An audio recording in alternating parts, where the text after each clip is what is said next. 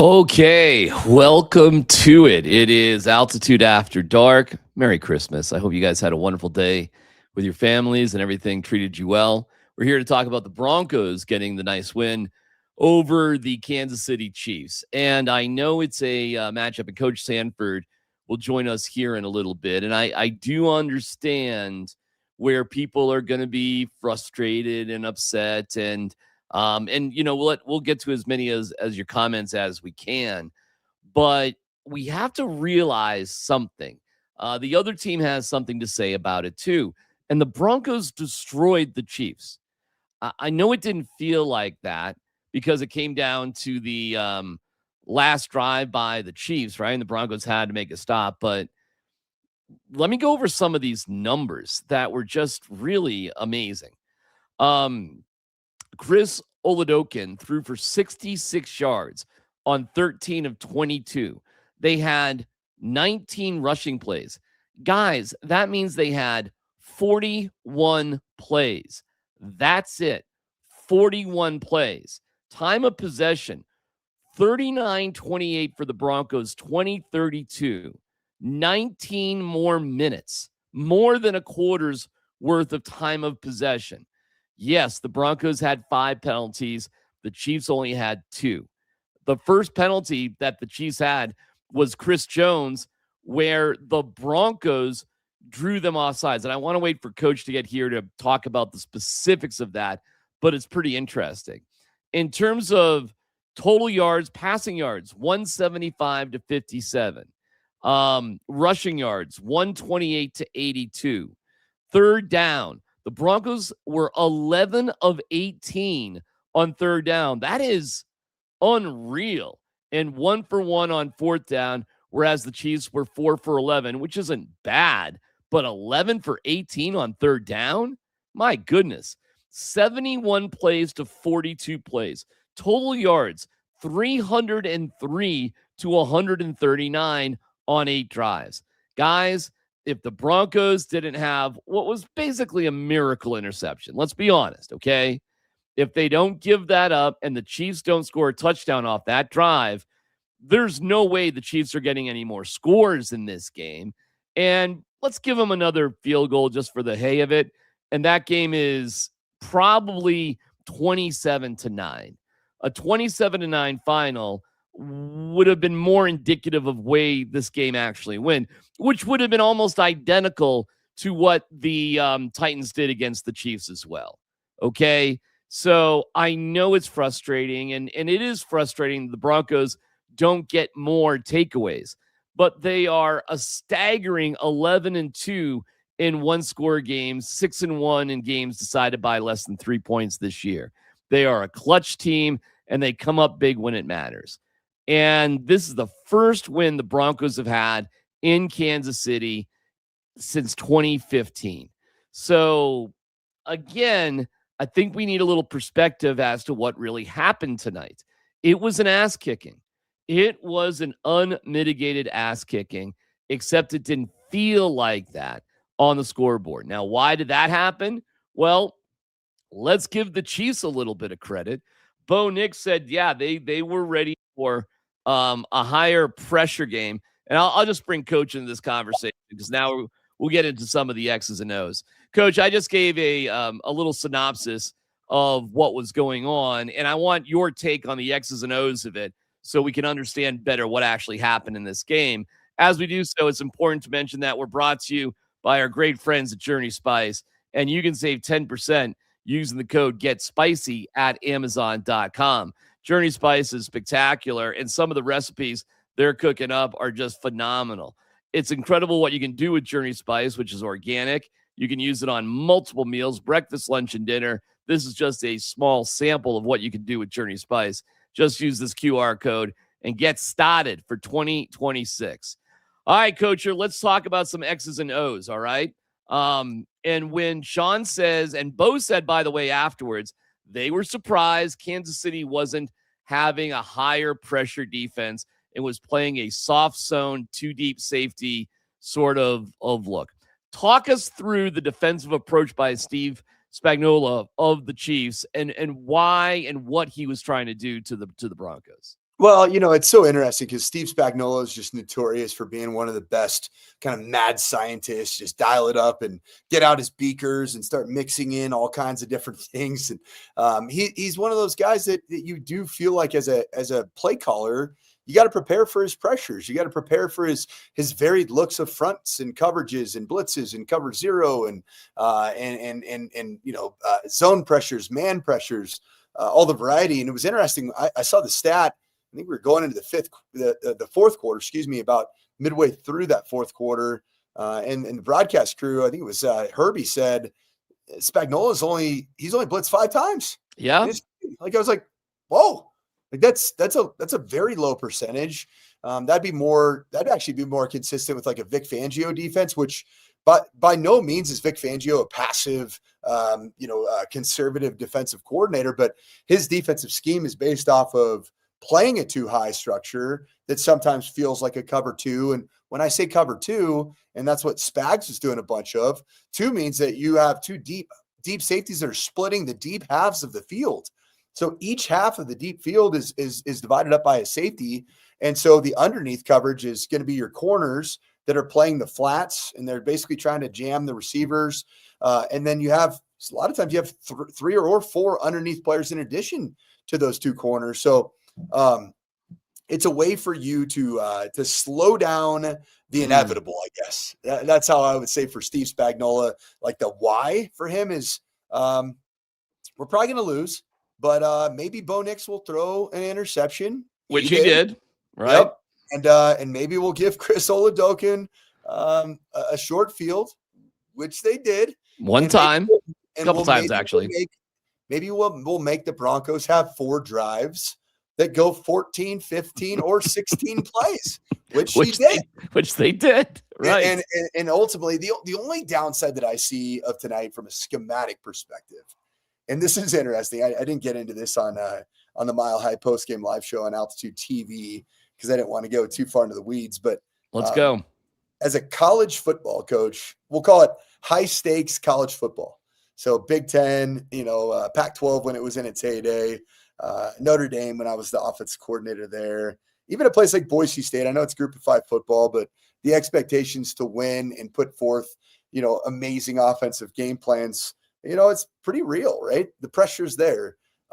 You would go in and you would game plan and have the call sheet, the one that Sean has that's always shaking, right? On TV, it's like makes me nervous watching that, man. Yeah, I get nervous watching that thing, man. That becomes sometimes it's supposed to be your greatest Rand McNally atlas for that game, but at times it becomes your biggest detriment when the team that you're facing decides to say, yeah, we're not going to do anything that we did on tape. We're not going to do the stuff that we did on film that we know your sheet is it's all game planned to destroy everything that we've put out with tendencies and analytics that you would say that's what they're going to do.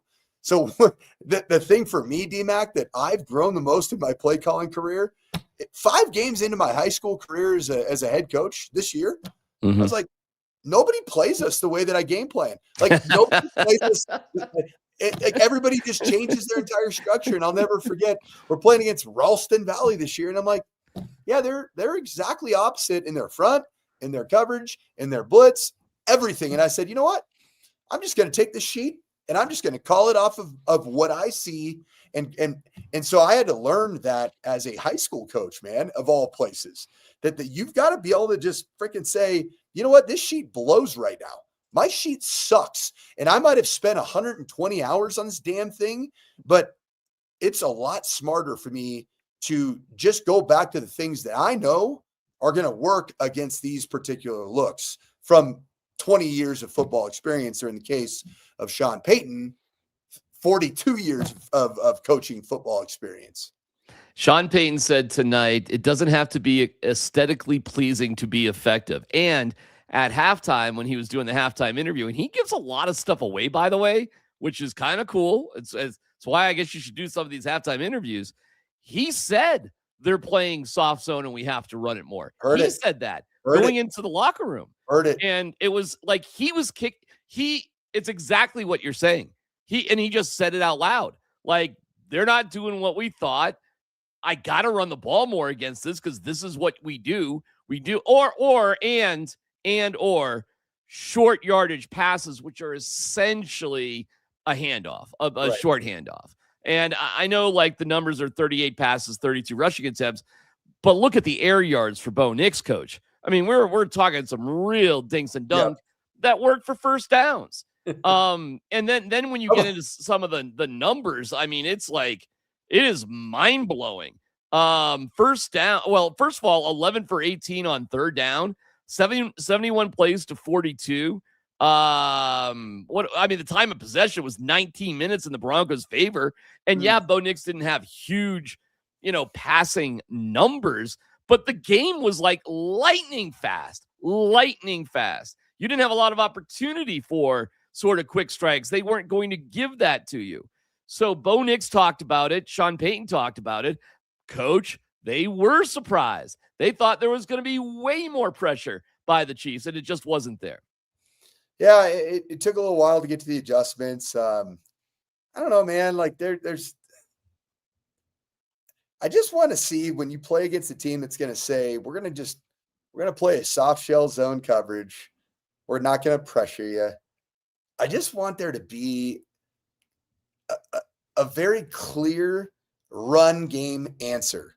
Yeah. And I don't feel like the Broncos are a bad run game. I don't think they have a bad offensive line. I don't think Zach Strief is a bad O-line coach. I don't think even Sean Payton is necessarily a bad play caller of the run game when he decides to do it. I just don't know that I see a real identity in what the Broncos run game is in a game like this. Well, it should have been stronger to start with, but I just got to go back. Like, the Broncos have been okay in the red zone, and they came up short twice. Well, that hurt. That sucked. Yeah. Okay. The interception was a Christmas miracle. It really wasn't a bad pass. It was a great play. It was a bad decision though. My dad with 45 years of coaching experiences here, watching, he's here from Vegas for Christmas Day. And we both watched right when the ball lands, both my dad and I are like, oh, what are you doing? And that was before the interception. Like, we're like, it's just, you're throwing into a bad spot. You're kind of just, a couple of those early on, I felt like Bo should just run. Run. And he did. And he did later. And he did. And it was great. And it made a difference because, man, consider me jaded, consider me negative, whatever you want to say. I don't know that I fully trust the sample size of the Denver Broncos offense in a world where Bo Nix is going to say, nope, I am a thrower of the football first, second, third, fourth, and fifth, and only as a very last resort, I'll run the football. That team needs to run the football. For this team to win playoff games, Bo Nix, in my opinion, is probably going to have Josh Allen rushing numbers. And for whatever reason, he's very reticent to do so. I want to get into a couple of other let me just go this. We know more information because Sean talked about the pivotal moment, whether they were going to kick the field goal or they were going to go for it on fourth down. He unequivocally said, Coach, they were going to take the delay of game and kick the field goal. So at no point were they going to snap that ball. No point. The name of the play is called Harrisburg. He didn't have a specific reason, but on Harrisburg, you don't snap the ball. It's not a question. Like, you can't screw that up. And that's when they were in that funky formation. Was it R.J. Harvey in the back? Wildcat. Okay, so it's R.J. Harvey and Bo spread out. It was Quinn Miners who was calling out the signals. How about that? So the cadence is on Quinn Miners. He looked so excited when he saw the movement from the it was Chris Jones, right? Chris Jones. Yes. Yep. I mean, yes, and it was Miners that once he saw Jones, he reacted. Yep. And Quinn Miners gets a huge. Actually, he gets something. I didn't say this on the TV show. He actually gets something else specifically. He gets Air Jordans from Sean Payton for him and the entire offensive line. Literally, He I gets love that. rewarded for that. Sean Payton has a reward of Air Jordans for the entire offensive line because they got him to jump. There's actually an incentive there. How funny is that? I wonder if they're gonna be dunks or if they're gonna be. I wonder what he's gonna go with. I don't know. That'd be a fun follow-up question at the at your. I don't know when Sean's media availability will be. I don't know if it's Monday or. Is he doing it tomorrow or no? I would be very surprised if he's doing it tomorrow. I think rightfully so. These guys get 3 days off and chill. So I would assume it's going to be on Monday. I assume nobody's going to be back to work for a couple days. But I'll follow up on that for sure. You know, that's a fun thing to follow up on. And I can even try to I'll follow up on that later. But the play was they were never going to go for it, and they got him to jump and that sort of thing. First of all, coaching wise, help us. Tell us. Anybody can call the signals? Yeah. I mean, you see a lot of times in hostile road environments or just loud stadiums in general. You know, a lot of much to the chagrin of John Gruden, a lot of college offenses have gone to the clap. Yes. Yeah. And that's typically done obviously by the quarterback, but there's other times where the quarterback gives raises their leg, right? Yeah. And a lot of times it's the actual guard that's kind of looking back, peeking over his inside shoulder. And then nowadays it used to be that you would slap the center in the hip to let him know that the quarterback has given it. Now they're actually, you watch Quinn Miners, they're actually putting their hand in front of the center's eye. Interesting. It's interesting because I actually thought that would be something that could potentially be construed as trying to draw the defense off sides. Interesting. But verbal cadences can be called by anybody. In fact, there's been times where I've had the center make a verbal cadence in that where the quarterback does raise their leg. He'll give a little head bob and then a "Set go." And the center's the one, because the potentially the offensive line can't actually hear anything that triggers movement to get everybody to get off the line of scrimmage at the same time. Having a guard do it though is new. That's different for me. And what I would tell you is that if there were motions, then I would tell you that the guard doing it, that would be an indicator to the defense that the ball can't be snapped, because you're going to time up a motion with a guard yelling the cadence, and there's no way that could actually be triggered by the guard, because if there's a guy in motion and a 318-pound offensive lineman that is a lumberjack is responsible for going side hut, side go, hut one, hut two, hut three, right? And then typically you would be concerned as an offensive guy that the ball would be snapped and actually hit the motion man in the leg and potentially lead to a catastrophic play. So the defense needs to be a little smarter there. Hey, it's Miners. The guard is calling things out. They're definitely not snapping this ball, everybody. Right. I didn't think they were gonna snap the ball anyway. Just analytically, like, you've got to kick a field goal there, man. Yeah, I like the play though, because why not? It's smart by Sean. There's nothing to lose. Nothing to lose at all. And you gain everything. Especially when there's no debate for the entire offense that we are not snapping the ball. Snapping the ball. Like, I'm sure there may be some things, well, we're going to snap the ball. We might not snap the ball. We may not, something like that. But in this particular circumstance, it's forget it. We're not doing it at all. Sure. So that's the sort of behind the scenes story there. One of only 2 penalties on the Chiefs. All right, we'll dig into some other elements of the game in terms of how angry Broncos fans are about things in just a second. There's a world of flavor out there, and to find it, you have to take the journey. Journey Spice Company handcrafts the most premium spice and seasoning blends that have no sugar, no salt, are certified USDA organic, non-GMO, vegan-friendly, and always planet-friendly. You are going to love serving amazingly delicious creations while knowing you helped reduce single-use plastics. Make sure to search for Journey Spice Company on Amazon today. Journey Spice, what do you got there, Coach? Oh, you froze a little bit. What's that say? As a 2-touchdown favorite. His first start, the Denver Broncos barely won again. Sorry, not impressed. Sincerely, Skip Bayless. Take that, buddy. Okay, let's talk about angry fans and the heat that the Broncos are going to get. Deserved or not deserved? Not deserved. They're 13-3 DMac, and they swept the Kansas City Chiefs for the first time in how long? A sweep? It's got to be like, well, probably the 2014 season. It wasn't the 2015 season. Kansas City Chiefs. I guarantee you I don't guarantee it, but I think it would probably be the 2014 season, a sweep. They actually lost to the Chiefs. In fact, it's a famous game in 2015. It's the game that Peyton Manning had a 0 quarterback rating at halftime and was booed off the field, and they were losing 20-0. That's where Peyton Manning got hurt, and Brock Osweiler came in to try to save the day. So that stands out in the Super Bowl year. The last time the Broncos beat Kansas City in Kansas City was 2015. Yep. So a sweep was probably 11 years ago, and beating them was, 9 football seasons ago. So I think the sweep was if we see it right there, I think it was 2012. A sweep was 2012. Okay, all right, I'll take your word for it. We're gonna yell at the clouds with the Broncos 13-3 with the sweep of the Kansas City Chiefs.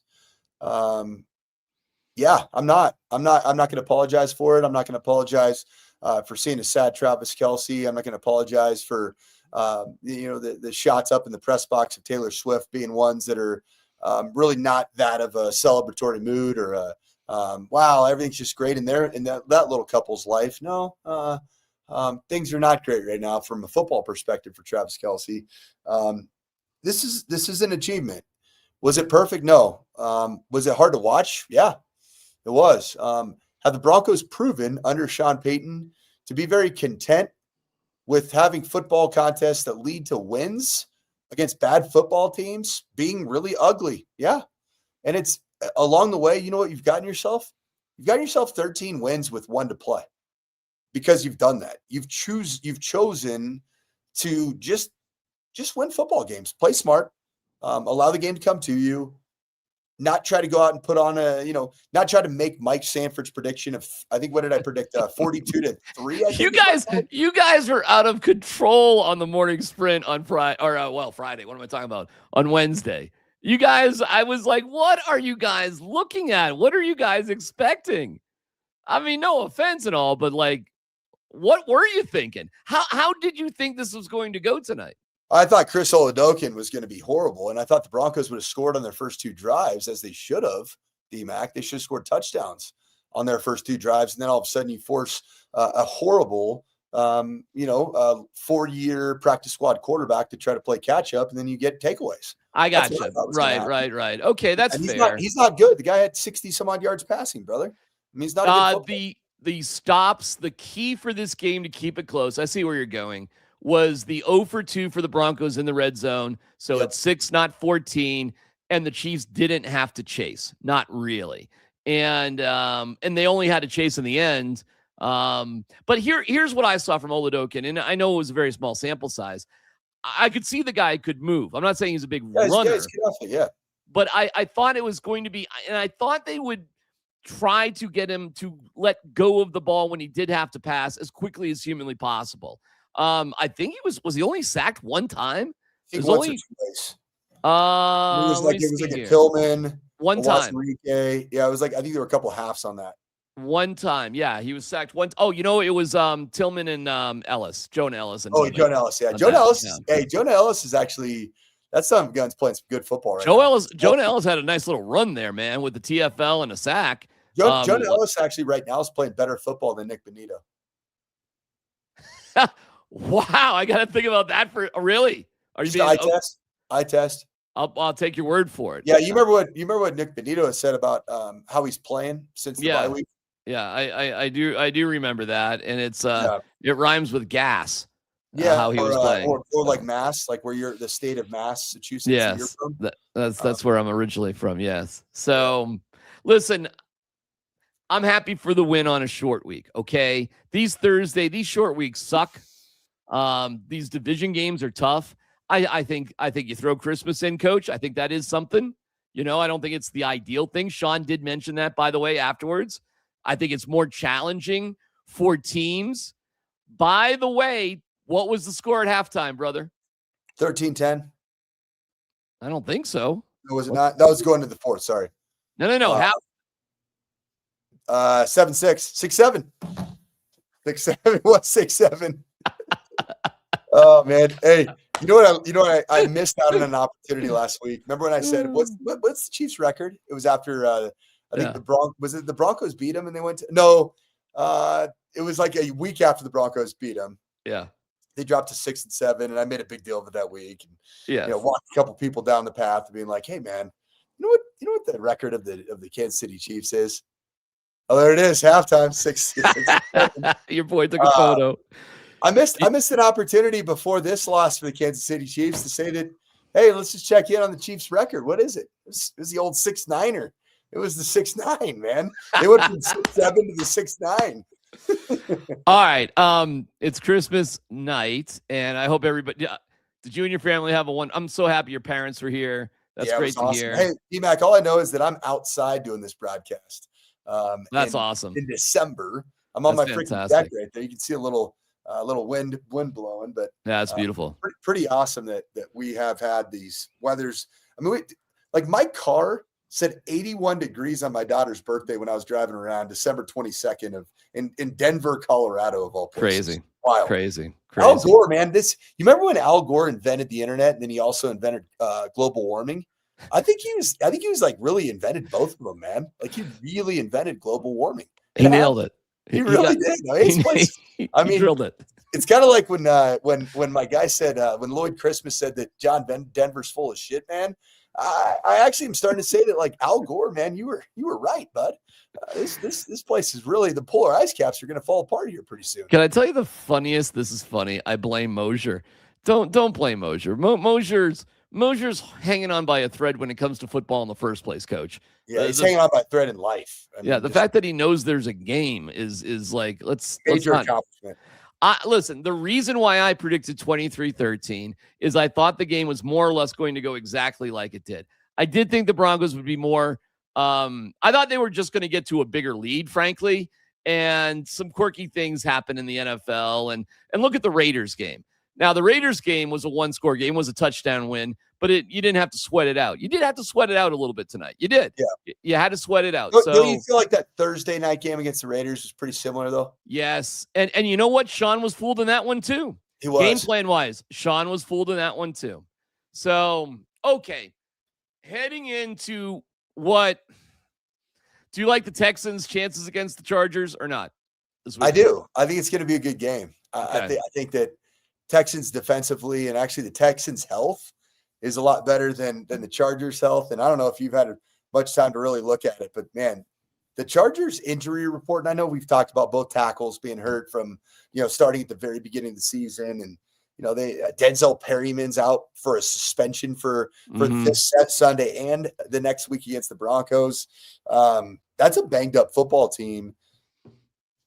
I think that I want the Chargers to win, DMac. I want them to win because I think for the Broncos we keep saying the Broncos play down to competition, right? Like they play down to the level of whoever they have on the schedule, or they play up. And I think the Jaguars game's kind of the one game, and the game got away from you a little bit. And you turn the ball over against a team that takes the ball away, and the Jaguars, and you didn't take the ball away. And you don't. The Broncos don't take the ball away. But pretty much other than that, I feel like the Broncos have played up to the level of their competition, home and away. Yeah.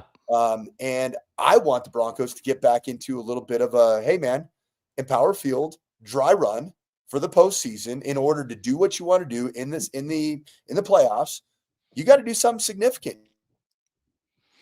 You got to before the season on the morning sprint, 10 to noon. I said it probably 15 times. I've said it throughout the year. For this to be viewed as a success in my eyes, you've got to take the next right step in the AFC West. And I said it wasn't about the Chiefs. I didn't care about the Chiefs. I didn't. Either the Chiefs were going to be so out there and good and Mahomes is doing his thing, or they were going to fall apart and it wasn't going to be about the Chiefs. To me, it was about the Broncos and Sean Payton versus the Chargers and Jim Harbaugh, because that's somebody that has had Sean Payton's freaking number. Right. It's Jim Harbaugh. Because Jim Harbaugh, whether he has Justin Herbert to bail him out of it this year, whatever, he still tries to acquit himself and his football team as the quintessential bully on the block, and the Broncos have not yet been able to prove that they can take down the bully. Well, we'll leave it there. For the game to mean nothing, the Patriots, who are 13.5-point favorites, would have to lose to the Jets, and the Chargers would have to lose at home to the Texans.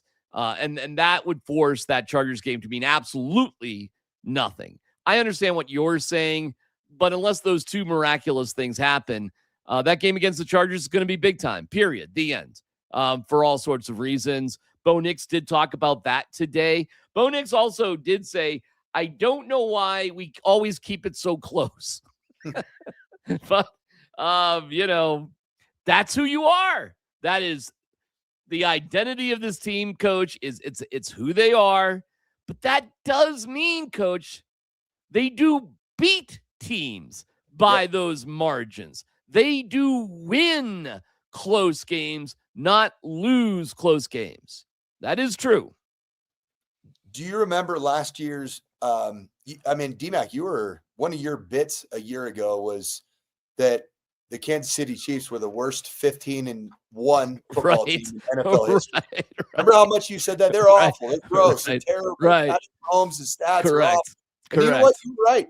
You were right. And your take came to fruition. But when did it come to a real fruition? In the damn Super Bowl. In the Super Bowl. Right. And the next year.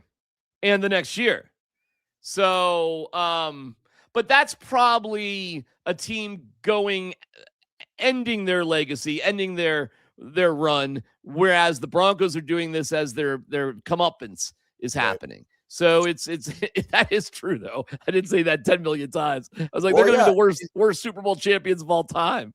But they ended up being one of the worst Super Bowl runner-ups or the NFL champion runner-ups in the history. Yeah. But you know what? You know where they got? They got to the Super Bowl through the AFC. They did. And what I would tell you about that is that the same argument could be made about the Denver Broncos right now, because Bo Nix, he's played in 13 games that have been decided by a one-score outcome. And in those games, Bo Nix is what? 11-2. 11-2. Let me give you some good news, though. Who exactly freaks you out in the NFC right now? NFC or AFC? NFC. The Rams. Okay. I mean, they can't seem to play defense, my friend. And would you have said going in that the Raiders are a juggernaut defensively? No. Would you go in and say the Jets are a damn juggernaut defensively? No. Would you have gone into the season and said the Titans, man, what a juggernaut defensively they are? No. And you haven't exactly put up 38 points respectively against those teams. But you keep it close and you give yourself a shot. Listen, here's the truth. Here's the truth. And it does suck because it's not part of your identity. You don't take the ball away. So when you go -2 to a really good team, you get your ass handed to you like you deserve to against the Jaguars last week. And you won tonight and dominated a team, and you were in the minus because it's a bad team. It's a bad team. The Lions, that game was a joke. Minnesota is not a good team. I mean, they're +5, and the Lions have the ball, and they can tie the game. And then they did get another score because there was a 6 turnover by the Lions. I mean, my God, you're -6. You're -6. You should lose by 30. What are we doing here? DMac, has the shine ever worn off on a head football coach more in one season? Yeah. Is it not so blatantly obvious that Ben Johnson was the goo behind it all? No doubt about it. I mean, zero damn obvious now. Yeah, because Dan Campbell couldn't do math. Like, if I see he's calling plays, don't even get me started on this. But when you're down 10, you need to score quickly to get the ball back. So kicking a field goal on 3rd down, as happened tonight, is a good idea. Dan Campbell's moronic, where you always go for it on 4th down, is antithetical to math. Yeah, and this guy just. The rah-rah nature, the blooms off the rose there, I would hope, in Detroit. Because, yes. Sorry, man. You were talking about the Broncos and how the defense doesn't take the football away, right? but they also don't give up a ton of points. They're good, typically, like big picture wise, they're a good defense. They have an offense that doesn't make many mistakes, a quarterback that doesn't consistently he's a top 6 quarterback in the NFL in terms of mitigating damage, right? You know what the Broncos require to be optimized? Good special teams play. And that's why I think tonight was a closer game than it should have been. That's a good point too. Because that penalty that you took, it was terrible. The penalty on Chris Abrams' drain, there was a holding penalty on what ended up being a touchback. And now you have the ball in the 10. Like, that's terrible. Dude. And you know what, man? Like, and I've said this all year. Like, of course, Chris Abrams' drain is going to be held accountable for that. He's responsible for the penalty. Yeah. The special teams penalties, those fall under the leadership and direction of special teams coordinator Darren Rizzi. Yeah. And then give up a 40-plus yard return against the Chiefs to give them life in another short field that leads directly to points. What are we doing? Can't do it. And then really the only other thing that really was consequential to this outcome was one turnover the Broncos had. That's like, if your special teams unit's not playing great, your defense doesn't create takeaways, and you're an offense that can't have bad plays, negative plays, that's a lot of pressure to play with. You can't throw one pick. I mean, the dang Lions had 5 giveaways, and they're still in the game. Unbelievable. Can you imagine right now if the Broncos ever turn the ball over 5 times? Again, especially against a good team, it would be a nightmare. Yeah, it'd be a nightmare. It'd be an absolute. They were it was minus a nightmare against the Jaguars. You turned it over twice. -2. It felt like 100. Yep. Yeah, it's the quirkiest thing that the Broncos, because they were -1 tonight, so they'll be -5 for the season in giveaway takeaway with 13 wins. We're gonna have to do a little research to figure out the last team to have 13 wins with a -5 in giveaway takeaway for the season. Right. That's got to be. I'm going to guess the Broncos are in a class by themselves on that one. 100%. So, and the craziest thing, here's just on this one, it doesn't make any sense because of the pressure that they're not going to catch the Bears for most sacks unless they get 8 sacks against Herbert on Sunday or a week from Sunday. Don't. They're not going to sack Herbert 8 times, but I think the last time they played, they hit him a bunch. Well, because here's what was going on tonight too. You can't win in the NFL playing the way the Chiefs did. There's 0 chance. It's ridiculous to try to win like they were playing today. But know what it was? It was Iowa football. University of Iowa football.